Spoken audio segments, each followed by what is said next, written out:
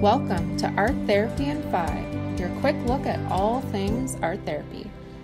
Hi there. Today I'm going to be explaining what is art therapy. So how I like to explain art therapy is that it's a non-verbal form of communication. So essentially what that means is that it might be difficult to express ourselves emotionally, understand why we might be feeling a certain way, or the experiences might be too difficult to speak about verbally in the beginning. So we can turn to the visual arts as a way of expressing those emotions, thoughts, or feelings through the art first, and then deciding how we may want to process or approach it from there. So the client has more control over that process, and again, how they would like to further process it, either through talking or for more visual art making, and it can really pace that process for them.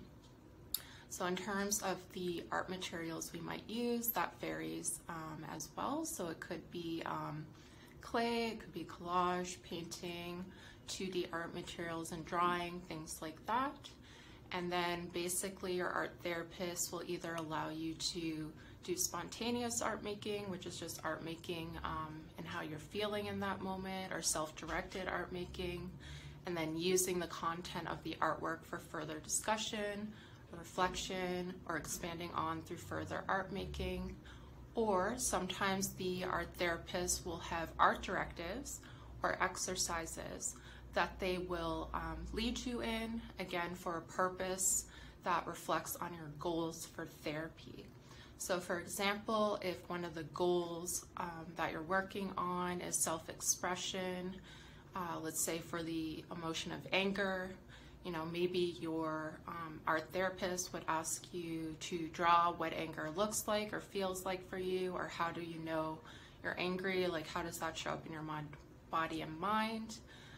Might be one way about doing that, and then through doing that through visual art, and then you have further content to talk about, and then also again you might be able to expand that more in other sessions.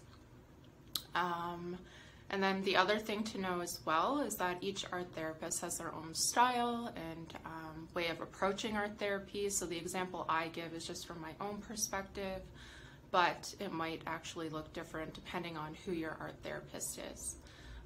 For myself, I also like to add in other modalities besides just art therapy. So yeah, that might be important to look at the therapist's profile or booking a consultation beforehand to see if it'll be a good fit for you.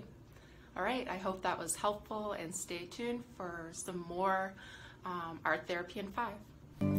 Thanks for watching, and don't forget to like and subscribe.